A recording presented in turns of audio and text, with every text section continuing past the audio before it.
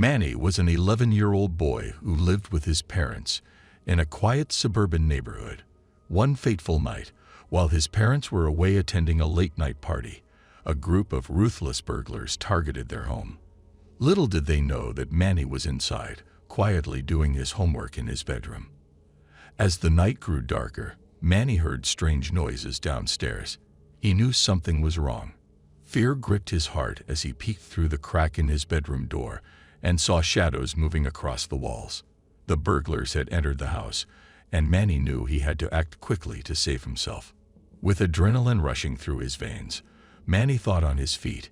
He quietly crawled under his bed, trying not to make a sound. He hoped that the darkness would conceal him from the intruders. From his hiding spot, he could hear their footsteps and hushed whispers as they ransacked the house. Manny's heart pounded in his chest, and he tried his best to control his breathing. He knew that any noise could give away his location, and the consequences would be dire. In the midst of his fear, he remembered his parents' advice about staying calm in tough situations. Meanwhile, the burglars were growing increasingly frustrated. They knew someone had to be home because they had seen Manny's parents leave earlier that evening. They were determined to find whoever it was and make them reveal any hidden valuables. One of the burglars, a burly man with a menacing demeanor, took charge of the search. He ordered his accomplices to scour every room in the house thoroughly. "The little brat can't be far," he said with a sinister grin. Manny's heart sank as he heard the approaching footsteps getting louder and closer. He clutched his trembling hands tightly together, hoping and praying that he wouldn't be found. The sound of his own heartbeat filled his ears, and he tried to stay as silent as possible. Suddenly, Manny heard the sound of a creaking floorboard just outside his bedroom. The burglars were getting closer, and Manny felt a surge of panic. His mind raced, searching for a solution to escape this dire situation. As if by a stroke of luck, Manny remembered a small crawl space behind his closet. It was an old and dusty hiding spot that he and his friends used to play in when they were younger. It was risky, but he had to try. He quietly slid out from under the bed and tiptoed to the closet. With trembling hands, he pulled aside clothes and shoes until he found the hidden entrance to the crawl space.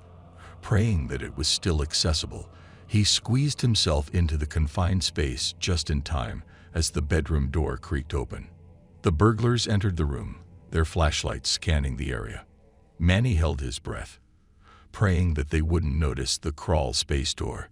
The darkness and silence were his allies now, but he knew that any careless move could betray him. The burly leader of the burglars grunted, "No one's in here. Let's check the other rooms." Relieved, Manny waited until the sounds of footsteps faded away before he dared to breathe again.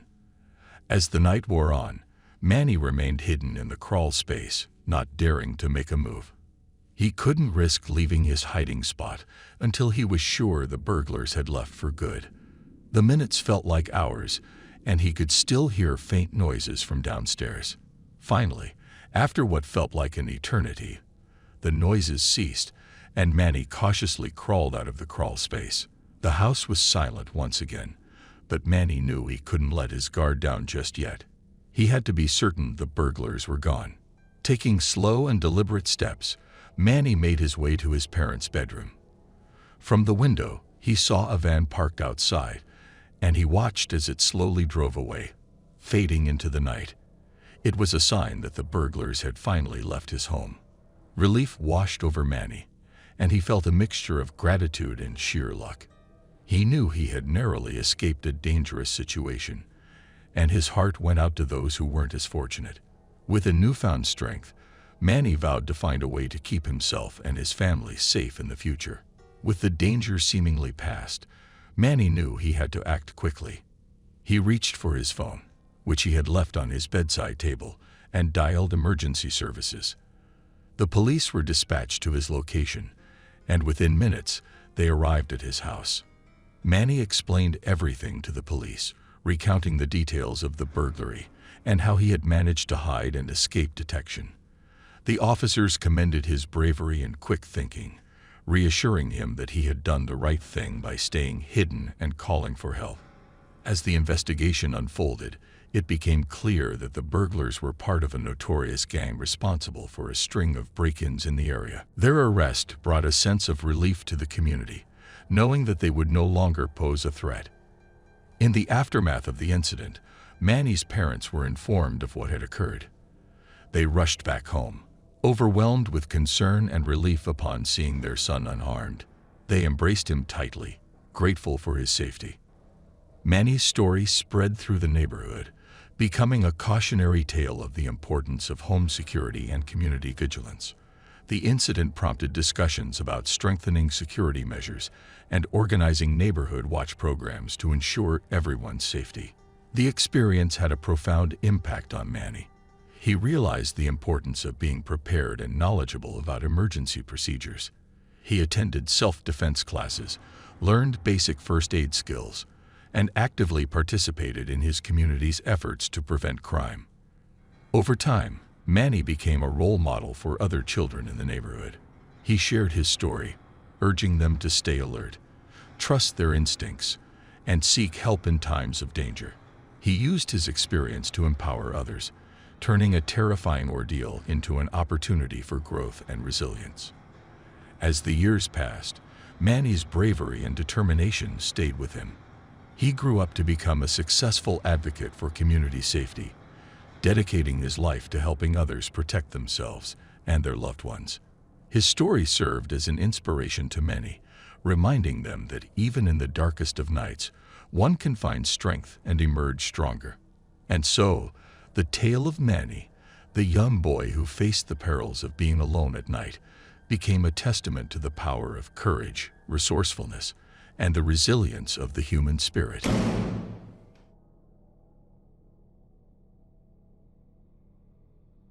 Chase was always a solitary person, finding comfort in the quietness of his own company. He embraced the solitude of the night, finding peace in its darkness. But one particular night, an unexplainable sense of unease settled in his heart, making him question his usual tranquility. Living in a small town surrounded by dense woods, Chase was accustomed to a peaceful and predictable life. However, on this night, the town seemed unusually deserted. The usually lively streets were empty, and a haunting silence enveloped everything around him. His footsteps echoed loudly in the darkness. With each step, Chase's heart quickened, a mix of fear and curiosity pulsating through his veins. The occasional flickering street lamp cast eerie shadows, playing tricks on his senses. Turning a corner, a whisper carried by the wind sent a chill down his spine, amplifying his apprehension. As he continued walking, his hand instinctively reached for his phone, seeking reassurance and a connection to the outside world. To his dismay, he discovered there was no signal, leaving him even more isolated and vulnerable. In the distance, a figure materialized under a flickering street lamp. Chase's heart skipped a beat, uncertain whether to approach or retreat. The figure seemed to beckon him forward, its features obscured by the shadows. Driven by curiosity, he cautiously ventured closer. As Chase closed the gap, his fear gave way to relief mixed with confusion. The figure turned out to be Mrs. Anderson, an elderly woman known in the town for living alone in a house near the edge of the woods. Her eyes were wide with fear, clutching her walking stick as if it were her only defense. "Mrs. Anderson, what are you doing out here at this hour?" Chase asked, his voice betraying a hint of worry. "I couldn't stay in my house, Chase," she replied, her voice trembling. "Something feels off tonight.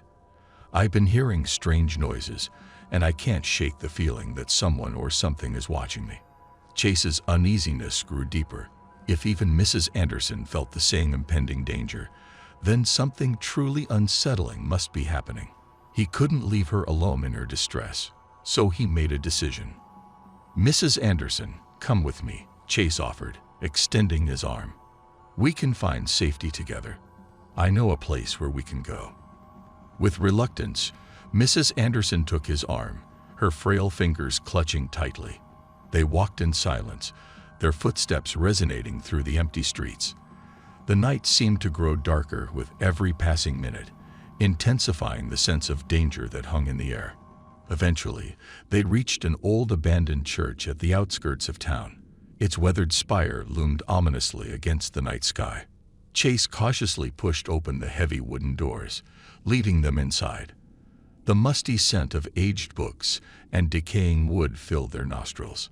Inside the church, the faint glow of moonlight streamed through faded stained glass windows, casting an ethereal aura upon the empty pews. Chase guided Mrs. Anderson to a small room at the back, providing them a temporary refuge from the unknown.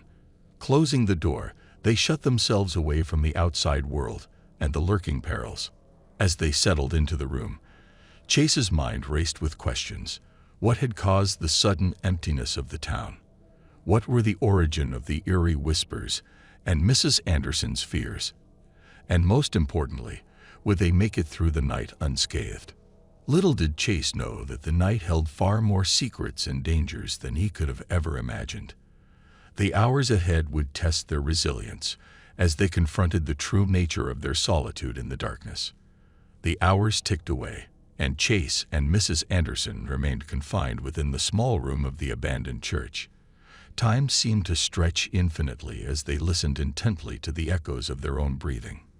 The silence of the night was suffocating, broken only by the distant howl of the wind. Suddenly, a soft scraping noise emerged from beyond the closed door. Chase and Mrs. Anderson exchanged alarmed glances, their hearts pounding in their chests. The sound grew louder, accompanied by shuffling footsteps that seemed to draw nearer. With bated breath, Chase quietly reached for a wooden plank that lay nearby, ready to defend themselves if necessary. Mrs. Anderson clutched her walking stick, her knuckles turning white with tension. They braced themselves for whatever awaited them on the other side of the door. As the door swung open, a wave of relief washed over them. Standing in the doorway was a disheveled man named David, who had been out searching for his missing daughter. He explained that the town had been evacuated due to a gas leak, and everyone had been instructed to leave immediately. However, David's daughter had gone missing in the chaos, and he was desperately searching for her. Realizing that they were not alone in their predicament brought both comfort and concern. Chase, Mrs. Anderson, and David joined forces, determined to find David's daughter and navigate the empty town together. They ventured cautiously through the abandoned streets, their footsteps echoing through the silence. The darkness seemed to swallow them, but their resolve to find the missing girl remained unwavering. They called out her name, their voices bouncing off the empty buildings, but there was no response. In their search, they discovered scattered belongings and signs of a hasty evacuation. The town that was once familiar had become an eerie ghost town, devoid of life and activity. The unease grew with each passing moment, amplifying their determination to find David's daughter and uncover the truth. As they neared the town square, their eyes were drawn to a flickering light in the distance. They quickened their pace, their hearts pounding in anticipation. The light led them to a small park, where they found the missing girl sitting alone on a bench, tears streaming down her face. Relief flooded over David as he rushed to embrace his daughter. She explained that she had become separated from him in the chaos and had taken refuge in the park, waiting for someone to find her. They were reunited at last, their family made whole again. The night slowly gave way to the rising sun, casting its golden glow upon the town. People began to trickle back, returning to their homes and embracing their loved ones. The true cause of the evacuation was revealed: a gas leak that had posed a serious threat to the residents' safety. Chase, Mrs. Anderson, and David became local heroes, celebrated for their bravery and resourcefulness during the challenging night. The town came together, grateful for the unity that had emerged from their shared ordeal. In the aftermath, Chase found solace in the bonds he had formed. He realized that while solitude had its merits, the support and companionship of others could help him navigate even the darkest of nights. The experience taught him the power of community and the resilience of the human spirit. As the town recovered, the events of that haunting night became etched into their collective memory. They served as a reminder of the strength found in unity, the courage to face the unknown, and the unbreakable spirit of a community that refused to be defined by fear.